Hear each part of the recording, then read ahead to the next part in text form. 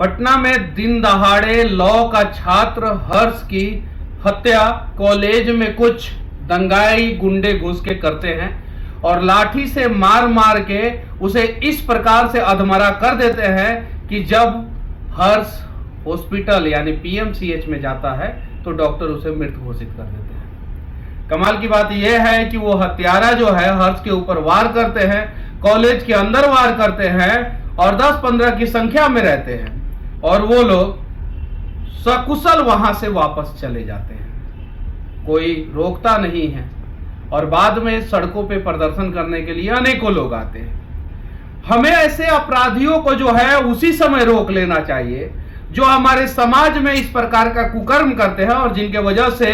कोई युवक की मौत होती है या किसी भी निर्दोष व्यक्ति की मौत होती है। अगर वहां पे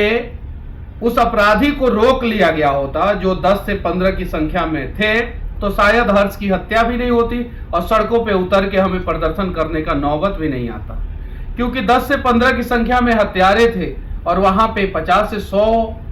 कम से कम लोग वहां पे होंगे। चलिए, इस पे हम लोग बातचीत नहीं करना चाहते हैं, करना ये चाहते हैं कि हर्ष के परिवार को इंसाफ मिले और ये केस को स्पीड ट्रायल में डाला जाए, अपराधियों के घरों पे बुलडोजर चलाया जाए, डायरेक्ट बुलडोजर चलाया जाए जैसे उत्तर प्रदेश में बुलडोजर चलता है और हर्ष के माता पिता को इंसाफ दिलाया जाए। चंदन यादव नाम के एक अपराधी को जो है पंजाब केसरी के खबर के अनुसार गिरफ्तार किया गया, जो लाइनर की भूमिका निभा रहा था और उसकी गिरफ्तारी से यह साबित होगा या खुलासा होगा कि आगे कौन कौन से लोग इस हत्या में संलिप्त थे और आखिर कारण क्या था, चंदन लाइनर की भूमिका क्यों निभा रहा था और चंदन किससे टच में था, चंदन यादव की बातचीत किससे हो रही थी और चंदन यादव ने हर्ष के हत्या में जो है कौन सा रोल निभाया है। ये सारी चीजें जो है धीरे धीरे सामने आएगी। देखिए, जब हत्या होता है ना तो जो हत्यारे होते हैं वो किसी की जात नहीं देखते हैं और हत्यारों का भी कोई जात नहीं होता है। तो जातिवाद से हमें ऊपर उठ के सोचना होगा और जिनकी हत्या हुई है उनके परिवार वालों को इंसाफ दिलाना होगा और साथ ही साथ जो हत्यारे हैं वो सारे के सारे लोग जो है सलाखों के पीछे जाने चाहिए, सारे के सारे लोग। और प्रशासन से भी मैं विनती करूंगा कि स्पीड ट्रायल में केस डाला जाए और जल्द से जल्द जो है सारे अपराधियों को गिरफ्तार किया जाए, क्योंकि आखिरी चरण में पटना साहिब और पाटलिपुत्रा ये 2 लोकसभा क्षेत्र में चुनाव है और आपको पता है कि पाटलिपुत्रा लोकसभा क्षेत्र में मीसा भारती लालू जी की बेटी खड़ी है। बहुत सारे लोग जो है जंगल राज को वापस लाना चाहते हैं और जिस प्रकार से जंगल राज के दौरान हत्या करके, बलात्कार करके, किडनैपिंग करके और बूथ कैप्चरिंग करके ये लोग चुनाव जीतते थे, वो चीजें करना चाहते हैं। हालांकि इस घटना को राजनीति से नहीं जोड़ना चाहिए, लेकिन हर्ष जो है एक पार्टी का प्रचार भी बहुत सारे दिनों तक किया था, ये बात सत्य है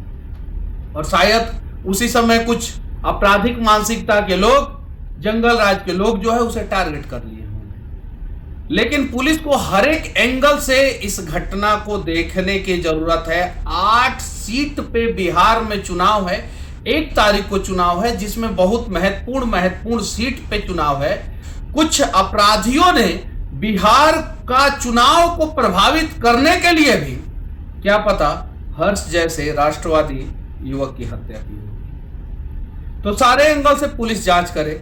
हर्ष के परिवार में एक सरकारी नौकरी दी जाए और हर्ष के परिवार वालों को आर्थिक सहायता दिया जाए। हालांकि आर्थिक सहायता देने से हर्ष वापस नहीं आ जाएगा, मुझे पता है, लेकिन दिया जाना चाहिए। कम से कम 50 लाख रुपया से लेके 1 करोड़ रुपया तक आर्थिक सहायता देना चाहिए। ये मेरा मानना है, मेरा प्रश्न, एक बिहार का नागरिक, एक भारत का नागरिक होने के नाते जो है मेरा मानना है कि हर्ष के परिवार के किसी एक सदस्य को जो है सरकारी नौकरी दी जानी चाहिए। मेरा मानना है कि अपराधी को जल्द से जल्द सलाखों के पीछे होना चाहिए और स्पीड ट्रायल में केस डालना चाहिए और अपराधी को सजा मिलना चाहिए। मेरा मानना है कि इस प्रकार का आपराधिक घटना बिहार में कहीं और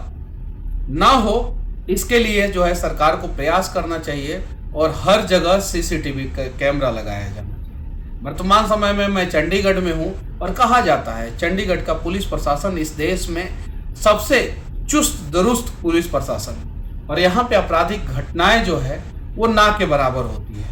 2200 सुपर हाईटेक सीसीटीवी कैमरा लगा यहाँ पे भारतीय जनता पार्टी के सरकार के दौरान। यहाँ पे नए नए पुलिस बूथ बने। वैसे ही बिहार में भी हर एक चौक चौराहा पे कम से कम पुलिस वाले खड़े हों। डायल 112 में और सारी गाड़ियां आए और पुलिस में और सारी बहालियां आए। कम से कम 75,000 से 1 लाख नया बहाली पुलिस डिपार्टमेंट में आना चाहिए। जब सड़कों पे हर एक जगह, गांव में हर एक जगह, हर एक चौक चौराहा पे पुलिस के जवान मुस्तैदी के साथ खड़े रहेंगे तो मैं दावे के साथ कहता हूं इस प्रकार के घटना को अंजाम देने वाले अपराधियों का मनोबल डाउन होगा और फिर किसी माँ का कोख जो है वो सूना नहीं होगा। फिर कोई निर्दोष हर्ष को किसी कॉलेज में घुसकर लाठी डंडा से 10-15 गुंडे मारकर उसे भगवान के पास नहीं देंगे। मेरा यह मानना है,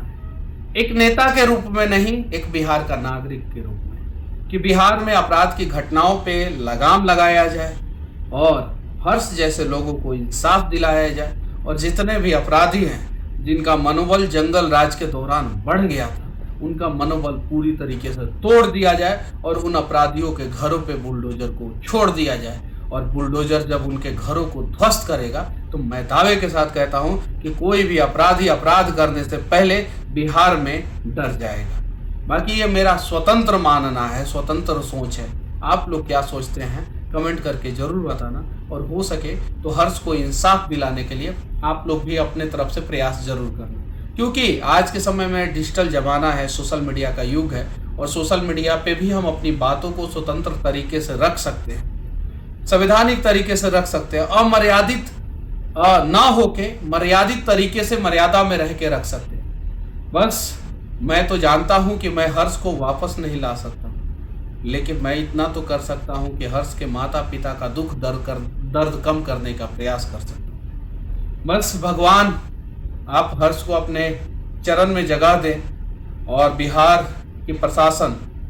से मैं विनती करना चाहता हूं कि जो एक अपराधी को आपने गिरफ्तार किया है जल्द से जल्द उससे पूछताछ किया जाए और जल्द से जल्द बाकी सारे अपराधियों की गिरफ्तारी हो और सारे के सारे सलाखों के पीछे जाए।